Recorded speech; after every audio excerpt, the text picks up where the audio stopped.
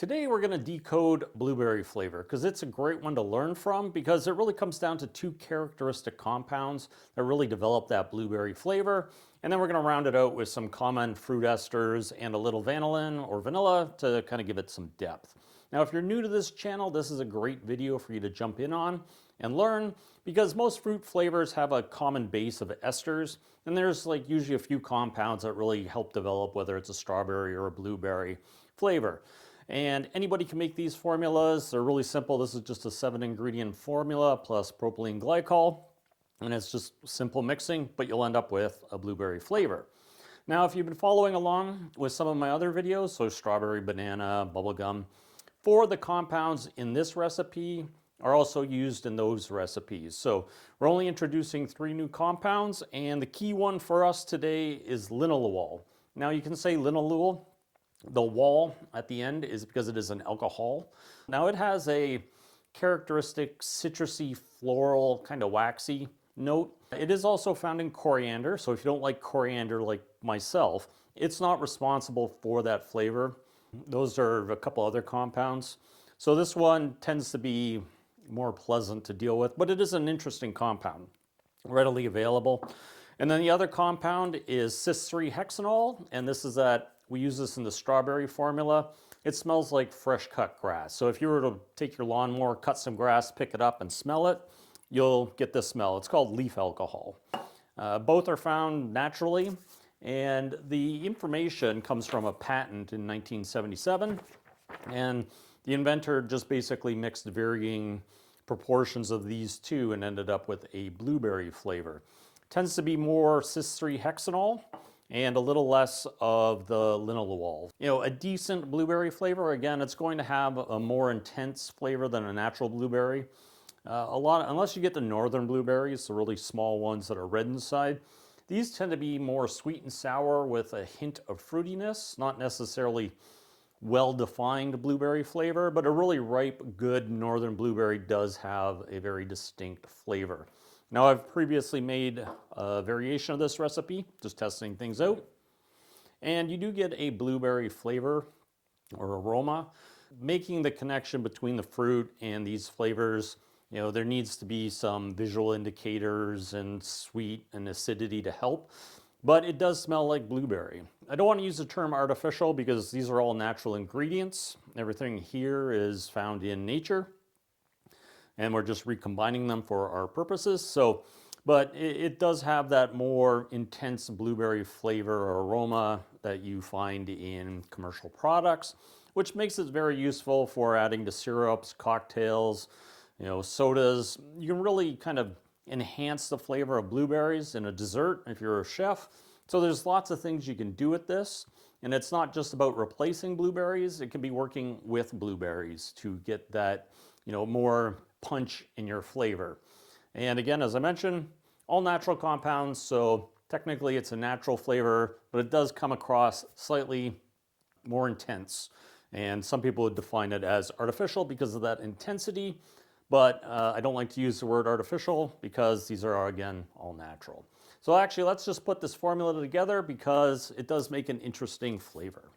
So the first ingredient is linalool, and we're going to put 0.75 grams of this in here. And again, if you're new to the channel, all this is simply weighing things out, and you will get those flavors. And then the next one is cis-3-hexanol. I'm just using up a small sample I have here, and we're going to need 1.25 grams of this.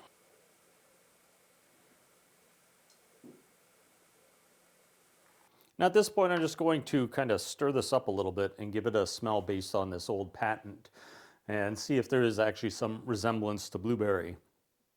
A little bit. Again, most things need some aging to actually get there. So, you know, 3 days of aging really does help develop the flavor. That leaf alcohol really dominates early on, but it will probably settle to the background a little bit once it's done aging. The next ingredient is ethyl acetate, and this is a pretty common ester. It's very light, so it gives a lot of lift to formulas. People do have a hard time finding it, but I'll list all these over on the Patreon, the recipe, all the links to suppliers so you can get it and make it. But 4 grams of ethyl acetate.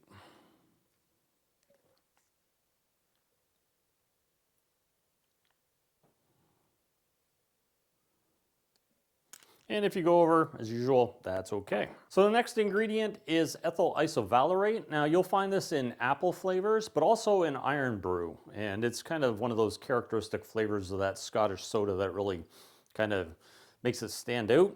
But we need 2 grams of this.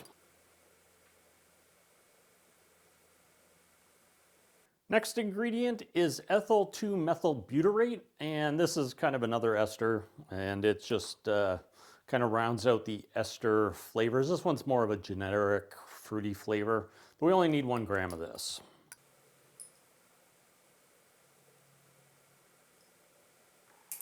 And next on the list is isoamylbutyrate, and this can be used in pineapple and banana formulas, and we need 0.5 gram of it.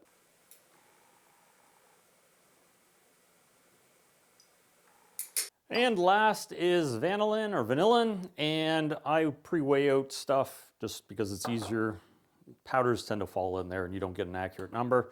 So we just need 0.5 gram of this, and I do recommend these static-free weigh boats. Everything just falls out and you don't get leftover powder clinging to everything. And basically that is our blueberry flavor, and we will just add 40 grams of propylene glycol to dilute it out.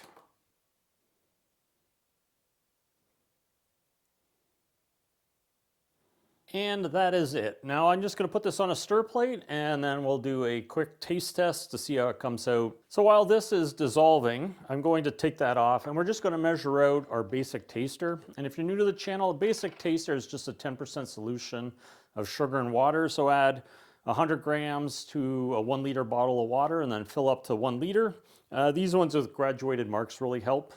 So we just add 100 mils to a beaker or a glass. Now we're just going to put that on a stir plate.